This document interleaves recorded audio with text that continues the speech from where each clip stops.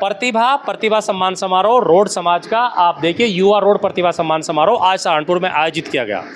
नमस्कार मित्रों, मैं सोनी रोड और आज हमारे साथ डॉक्टर साहब हैं।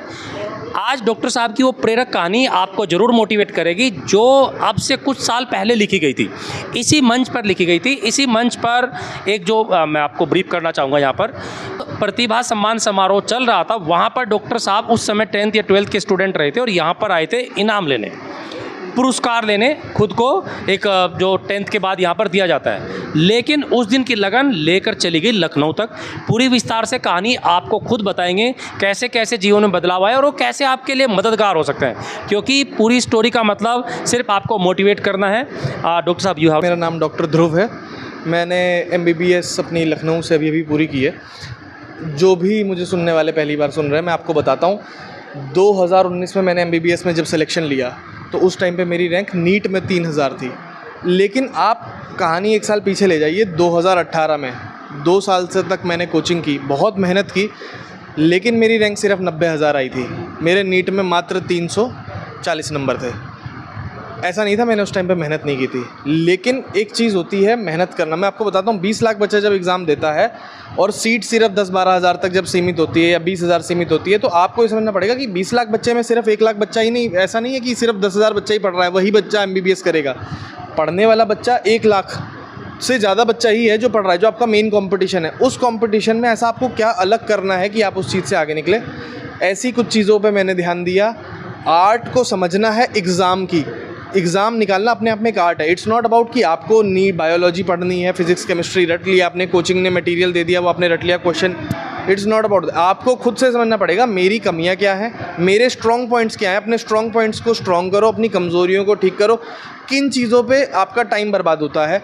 कुछ सब्जेक्ट्स ऐसे होते हैं, कुछ टॉपिक्स ऐसे होते हैं जो बहुत लेंदी होते हैं, मुश्किल होते हैं, आप हमेशा उनको गलती भी करते हो, आप उनके ऊपर अपना टाइम इतना ज़ाया कर देते हो कि आपने जो चीज़ें कर सकते थे बेहतर, आपने उन पे ध्यान नहीं दिया। इन सब चीज़ों को आपको इम्प्रूव करना है और जिस वजह से आपकी रैंक, इसी वजह से मेरे 626 तक एक ही साल में जंप आया और फिर मेरी 3000 रैंक आई, जिसके बाद मैंने राम मनोहर लोहिया से अपना MBBS किया है।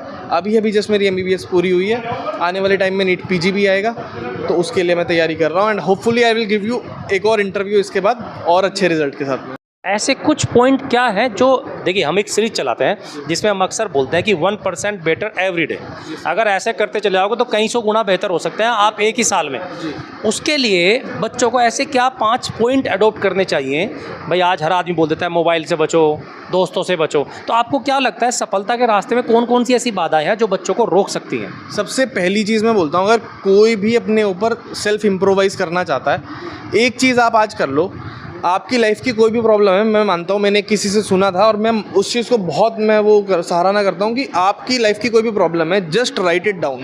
द मोमेंट आप अपनी प्रॉब्लम को विस्तार से लिखते हो ना, ये प्रॉब्लम क्यों है, मेरे नंबर नहीं आ रहे। सपोज़ एक स्टूडेंट की लाइफ में बोल दे कि मैं अपनी टाइम मैनेजमेंट नहीं कर पा रहा हूँ, मैं टाइम बर्बाद ज़्यादा करता हूँ, या मैं मोबाइल में मेरा टाइम ख़राब होता है। सबसे पहली चीज़ होती है, बच्चे के मन में अपने आप से ये चीज़ आनी चाहिए कि भाई कुछ गड़बड़ है।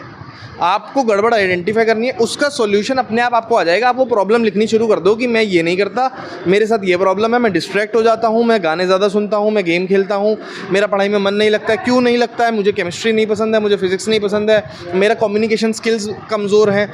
आप जिस दिन अपनी प्रॉब्लम्स को लिखेंगे, आपको समझ में आ जाएगा कि अब मेरा लॉन्ग टर्म गोल ये है। आप अपने शॉर्ट टर्म गोल्स बनाइए।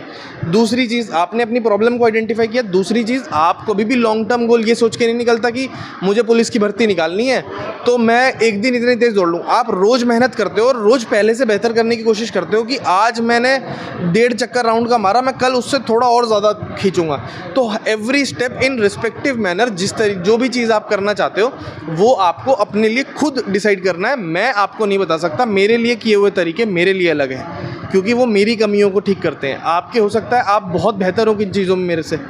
आपको अपनी गलतियां खुद से आइडेंटिफाई करनी है और उनको इम्प्रोवाइज़ करना है। डॉक्टर ध्रुव चौधरी हैं। ध्रुव चौधरी चंडीगढ़ से चलकर सहारनपुर में पहुंचे हैं और हम रुड़की से चलकर सहारनपुर में, सिर्फ आपको मोटिवेट करने के लिए, अपने समाज के बच्चों को मोटिवेट करने के लिए और उन्हें वो बातें बताने के लिए जो इन लोगों ने की है, इन लोगों ने अडॉप्ट किया है, उसे आप भी कर सकते हैं। ध्रुव चौधरी गांव दथेड़ा से हैं, उनके पिताजी भी आज हमारे साथ हैं, सतीश चौधरी हैं। सतीश चौधरी चंडीगढ़ में जॉब करते हैं, वहीं पर बच्चों ने भी पढ़ाई की है और ये वहीं से चलकर पूरी परिवार के साथ यहाँ पहुँचे हैं।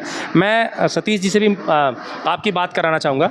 सतीश चौधरी मेरे अंकल लगते हैं और अंकल नहीं लगते। आज जिस मुकाम पर हम पहुँचे हैं उस मुकाम पर सतीश भाई का बहुत बड़ा योगदान है। हम छोटे छोटे बच्चे हुआ करते थे और सतीश भाई स्कूल कॉलेज से मुजफ्फरनगर में पढ़ा करते थे, जहाँ से गांव की दूरी 100 किलोमीटर थी।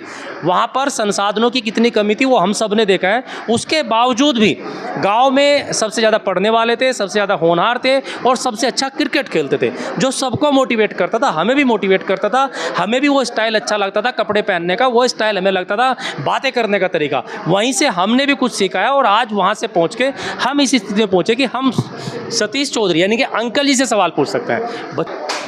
सोनी भाई, सबसे पहली बात तो बच्चों को मोटिवेशन के लिए अपने आप को डेडिकेट करना पड़ेगा किसी भी फील्ड में, चाहे वो एजुकेशन है चाहे क्रिकेट है। मैंने क्रिकेट खेला है अपने टाइम पे, अच्छा क्रिकेट खेला है। मैंने मेरठ यूनिवर्सिटी का प्रतिनिधित्व किया है अपने टाइम पे एजुकेशन के साथ साथ। और मैं गांव से थाना भवन तक साइकिल पे जाता था, 35 किलोमीटर जाता था, 35 किलोमीटर गांव में आता था।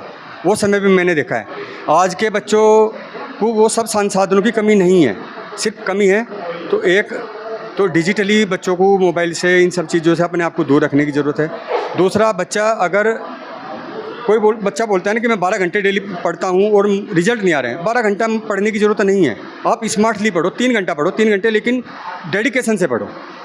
वो डेडिकेशन ऐसा हो कि 3 घंटे में कुछ भी मुझे होश नहीं है कि किताब है मेरे सामने और मैंने 3 घंटे पढ़ लिया। सक्सेस कोई रोक नहीं सकता किसी भी फील्ड में। आप किसी भी, आप NIT की तैयारी करो, आप IIT करो, आप नीट की तैयारी करो, जिस भी फील्ड में जाना चाहते हैं वो रास्ते खुले हैं।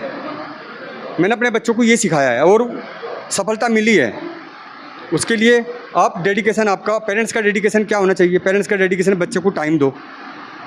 बच्चों को 90% बच्चों को पेरेंट्स टाइम नहीं देते। बच्चा अपने आप में अकेला है, वो पढ़ रहा है, वो डिप्रेशन में है, पेरेंट्स उसको मोटिवेट करें। और आप और बच्चों से भी कम नहीं हो, किसी बच्चे से कम नहीं हो। आप अच्छे हो, आप कर सकते हो तो बच्चा करेगा। उसमें वो डेडिकेशन आप लेके आओगे। उनके टीचर से आप बात करो, बच्चों से आप बात करो, रेगुलर फेज में बात करो। डेली उसको, बच्चे को 1 घंटा टाइम दो। उसने पूरे दिन में क्या काम किया, कितनी पढ़ाई की, उस पर आप देखो। उसमें आप अपनी तरफ से अगर कुछ ज्ञान दे सकते हो तो दे दो, नहीं दे सकते तो उसको कम से कम मोटिवेट करो तो सफलता मिलेगी। अच्छा, आपके साथ आपके छोटे बेटे भी आए हैं? नहीं, मेरा छोटा बेटा नहीं है। बेटा ये 19 बैच से ध्रुव के साथ ही है और ये MBBS पास आउट है और अभी जॉब में सहारनपुर में आया है। तो ये भी अपना एक्सपीरियंस शेयर करेंगे कि एक चोरा गांव से निकल के इन्होंने भी अपनी सफलता पाई है। नीट 2019 में इन्होंने एक रैंक ली, उसके बाद इन्होंने अयोध्या से अपनी MBBS कंप्लीट की। उसके बाद अभी ध्रुव मेरठ में ज्वाइनिंग हुआ है और ये लड़का सहारनपुर मेडिकल कॉलेज में ज्वाइनिंग हुआ है। तो आप इनसे ही इनके विचार जानेंगे और बच्चों के भविष्य के लिए कुछ हेल्प करेंगे। हमारा एक सीरीज है बच्चों को बेहतर कैसे बनाएं, और हम एक सोशल मीडिया प्लेटफॉर्म पर एक कार्यक्रम चलाते हैं 1%, यानी कि एवरीडे 1% बी बेटर। तो उस पर हम काम करते हैं। इसके लिए आप बच्चों को क्या सलाह देंगे और अपना थोड़ा एक्सपीरियंस शेयर करें ताकि बच्चे मोटिवेट हों। जहाँ से आप आए वहाँ पर भी संसाधनों की ऐसी कोई मतलब बहुत अच्छे संसाधन वहाँ पर भी नहीं थे, और क्योंकि वहाँ से भी सहारनपुर कॉलेज मेरे ख्याल से 50 किलोमीटर लगभग पड़ता होगा। तो हाँ, तो आप थोड़ा बताइए बच्चों को कैसे। नमस्कार, मेरा नाम दीक्षांत चौधरी है। मैं MBBS पास आउट हूँ अयोध्या मेडिकल कॉलेज से। मैंने नीट 2019 में अपनी एक रैंक ली थी और उसके बाद मैंने एडमिशन लिया अयोध्या गवर्नमेंट मेडिकल कॉलेज में। उससे पहले मैंने 10th और 12th जो है वो जवाहर नवोदय विद्यालय सहारनपुर से किया है। उसके बाद मेरी प्राथमिक शिक्षा वहीं से रही। फिर उसके बाद वहाँ से मुझे थोड़ा बहुत मेरे टीचर्स से गाइडेंस मिला। उन्होंने बताया कैसे कोचिंग वगैरह बेनिफिट कर सकती है तुम्हारे लिए 12th के बाद। तो 12th के बाद फिर मैं कोचिंग करी, LN कोटा में कोचिंग की। वहाँ से कोचिंग की तो वहाँ से मुझे पता चला कि बहुत ज़्यादा कंपटीशन है, खुद को बेहतर बनाना पड़ेगा। तो मेरा जो कोचिंग करने के साथ साथ जो सबसे कारगर साबित हुआ है वो था मेरा शेड्यूल। मैं सुबह अपना एक शेड्यूल बनाता था कि मुझे दिन में क्या क्या चीज़ें कंप्लीट करनी है, किस तरीके से कंप्लीट करनी है, और मैं सुबह उसको नोट करता था कि मैं सुबह इस टाइम से इस टाइम तक ये करूँगा, फिर मुझे फिजिक्स पढ़ना है, केमिस्ट्री पढ़ना है, अपने टीचर से डाउट सॉल्विंग करानी है, वो सब चीज़ें मैं वहाँ से कोटा से सीखी। फिर वही आगे धीरे धीरे मैंने MBBS में भी अपना पढ़ाई के साथ साथ वही चीज़ें अपनी साथ रखी। तो जैसे आप बता रहे हो 1% बेटर डेली बेटर करने के लिए, तो मेनली उसमें होता है शेड्यूल, आप कैसा शेड्यूल फॉलो कर रहे हैं। शेड्यूल के लिए आपको डेली अपनी नोटिंग्स डालनी होगी, क्या क्या आपकी प्रेफरेंस हैं, कैसे आपको फ़िज़िक्स पढ़नी है, कैसे आपको बायो पढ़नी है, किस टीचर से पढ़नी है और कितने टाइम में कंप्लीट करनी है। तो नीट के लिए आज के टाइम में कंपटीशन, जैसे पेपर पहले धीरे धीरे आसान होता गया लेकिन अब क्या है कि पेपर का लेवल थोड़ा अच्छा हो गया है, तो कॉम्पिटिटिव तैयारी आपको करनी पड़ेगी।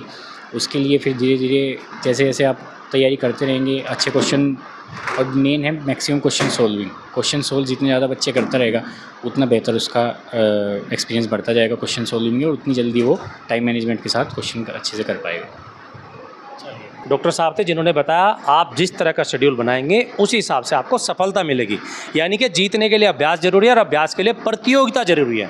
अगर आप प्रतियोगिता का हिस्सा नहीं बनेंगे, क्वेश्चनों को सोल्व नहीं करेंगे, ज़्यादा संख्या में अटैम्प्ट नहीं करेंगे, तो आपको पता कैसे चलेगा भाई गलत कहाँ हुआ और सही कहाँ हुआ। आप विधि से भी जानेंगे कि भाई क्या। विधि चौधरी है, विधि चौधरी से भी पूछते हैं कैसा आपको यहाँ आकर लगा और क्या आपको यहाँ से सीख मिली। यहाँ पे आके बहुत अच्छा लगा, हमें बहुत सारे अलग अलग बच्चे पता चले, मतलब कि वो किस टाइप से पढ़ते हैं। फिर उन्होंने बताया कि आपको एग्ज़ाम पैटर्न कर पता होना चाहिए, ये नहीं कि मतलब क्या क्वेश्चन आएंगे, आपको ये पता होना चाहिए, और कि आपको अपनी सफलता के लिए पहले से ही स्टार्टिंग से ही करते चलना है।